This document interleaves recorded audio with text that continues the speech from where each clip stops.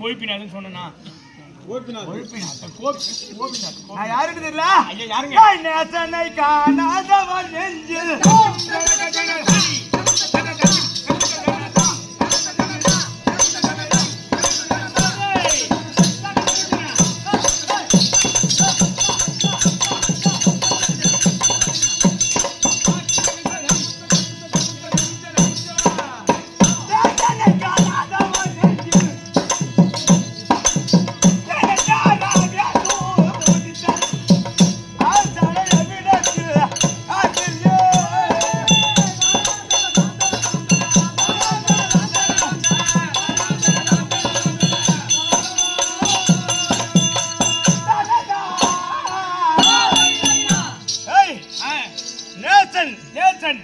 நேசனை காணாதவரிடத்தில் நெஞ்சாரவே துதித்தல்.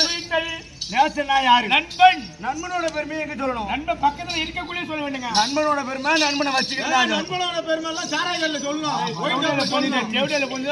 நண்பனோட பெருமையா நண்பனை பக்கத்துல வச்சு சொல்ல வேண்டும். நேசனை காணாதவர் நெஞ்சில் நெஞ்சாரவே துதித்தல். ஆசானை வாத்தியார் பெருமையை சொல்லணும். ஐயோ வாத்தியார் பெருமை எந்த இடத்துல சொல்லாங்க? எந்த இடத்துல வேணாலும் நம்ம நினைக்கிற இடத்துல பாதியில சொல்லலாம். ஆசானை அவ்விடத்தில் வாத்தியாரை எந்த நேரத்துல புகழணுமோ ஆமா அந்த நேரத்துல புகழலாம். பொண்டாட்டி பெருமை எங்கடா பேசணும்? ஐயோ பொண்டாட்டி பெருமை ரூம்ல பேசணும். ரூம் என்றால் வீட்டுல பேசணும். பொண்டாட்டி ஆம்படியான்னு வீட்டுலதான் தெரியணும். ஆமா மத்த இடத்துல பொண்டாட்டி ஆம்படியான்னு தெரியக்கூடாது. ஆமா ராத்திரி 10 மணிக்கு மேலதான் பொண்டாட்டி ஆம்படியா. ஆமா அது எங்க பாசமனையாளை பஞ்சாடாயில்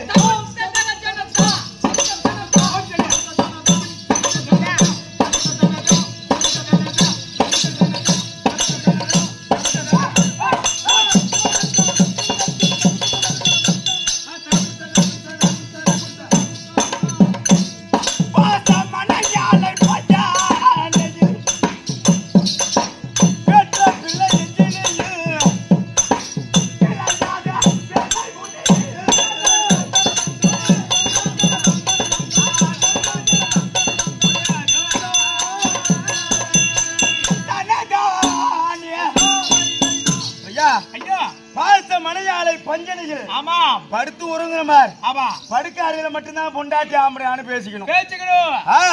பெற்ற பிள்ளை புள்ளையோட பாசம் சொல்லணும். ஐயோ புள்ளையோட பாசம் புள்ள இருக்குள்ள சொல்லவே கூடாதுங்க.